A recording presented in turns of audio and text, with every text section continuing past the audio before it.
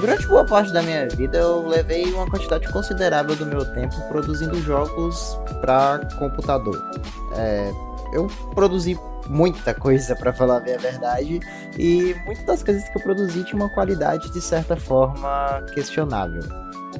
Eu acabei me ausentando do desenvolvimento de jogos porque eu acabei pensando que não era uma área que ia ter um grande futuro e eu estava num momento onde eu queria basicamente investir na minha carreira como programador. Então eu acabei migrando para áreas que pudessem dar um pouco mais de receita, sei lá, emprego no futuro, como por exemplo o desenvolvimento web e inteligências artificiais. Só que aí, um dia desse, me bateu aquela saudade de trabalhar com jogos. Eu não sei explicar direito, eu só acordei e eu tava com tempo livre e decidi abrir o Game Maker, que é o programa que eu uso para trabalhar com jogos, e tentar fazer alguma coisa. A primeira coisa que eu fiz foi desenhar os personagens. Eu abri o Azeprite, que é o programa que eu uso para fazer pixel art, e desenhei esse carinha aí, que foi descrito por um amigo meu como um foguete com a caixa de papelão.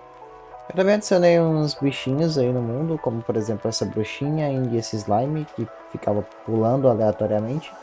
E já que a gente tinha um inimigo, por que não entregar uma arma para o jogador para que ele pudesse trucidar violentamente essas criaturas pacíficas e felizes desse mundo? E essa é a crítica do jogo, eu acho. E aí eu voltei para Zeprite para desenhar algumas coisinhas que eu achasse que fossem interessantes de estar no jogo.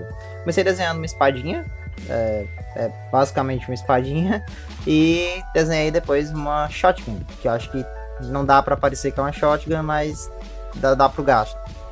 Fiz a programação, código de itens, um monte de coisa chata, mas o que importa é que depois de tudo tinha esse itemzinho aí flutuando no cenário que você podia ir lá, o jogador podia ir lá e pegar do chão e sair atirando por aí, eu acho. Tudo que eu tava fazendo, eu tava colocando uma técnica de Game Juice, que é basicamente suco de jogo. Não é isso. Mas tipo assim, imagina que toda vez que você faz uma ação, interage com a ação dentro do jogo, precisa ter uma reação visual na tela. Então quando você pega uma arma, ela estica, se tem um item parado no chão, ele fica flutuando e rodando. Se você atira numa parede, sai uma poeirazinha para te mostrar que você acertou. É tudo isso que faz um jogo ser divertido. E tudo que eu tava fazendo, eu tava tentando colocar o máximo de Game Juice possível. Tem algumas coisas que não estavam funcionando muito bem ainda nesse começo, mas que depois vão funcionar bem melhor. Vão ficar bem mais funcionais, eu acho. Teve também uma coisa interessante que aconteceu durante esse processo de desenvolvimento, que era que como cada item era um objeto, eu não tinha nenhuma maneira de detectar quando o jogador já estava segurando uma arma. Então ele podia só chegar e pegar uma arma do chão e sair pegando 50 armas diferentes e resultou nisso aí. E foi mais ou menos nesse ponto que eu decidi fazer a Frogan, a melhor arma do jogo automaticamente. Por quê? Você me pergunta? Porque é uma arma de sapo que atira bolhas e o sapo abre a boca quando atira. Ah, e lembra que eu falei que os inimigos iam poder usar as mesmas armas que o jogador. Eu implementei isso, só que tava dando alguns probleminhas, eu acho. E basicamente a explicação do porquê que isso estava acontecendo é que se uma arma tem uma determinada fire rate, ou seja, taxa de tiro, essa taxa de tiro não funciona pro jogador e pro inimigo. Porque o jogador vai ter um controle de quando que ele atira e quando é que ele deixa de atirar. Enquanto o inimigo vai estar sempre atirando no jogador assim que ele vê. Então acontece que os tiros estavam tão rápidos em uma quantidade tão grande que basicamente não tinha como o jogador desviar, nem pensar em desviar das balas.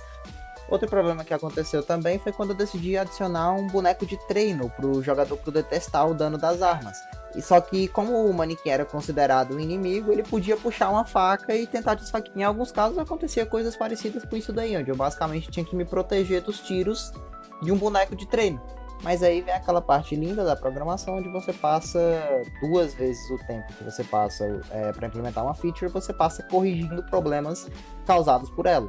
E aí nós tivemos uma tarde inteira só corrigindo esses bugs. Meu Deus do céu, desperdicei muito tempo.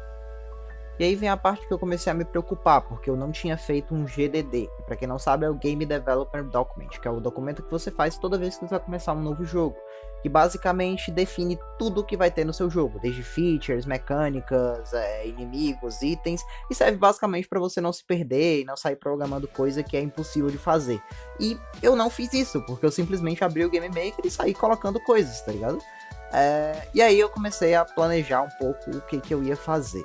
Basicamente, eu gosto muito de um jogo chamado Moonlighter, onde basicamente você entra em dungeons e sai matando bichos, e nessas dungeons você encontra itens para vender na sua lojinha. E aí você tem uma parte do jogo que é nas dungeons e outra parte que é vendendo coisas na sua lojinha.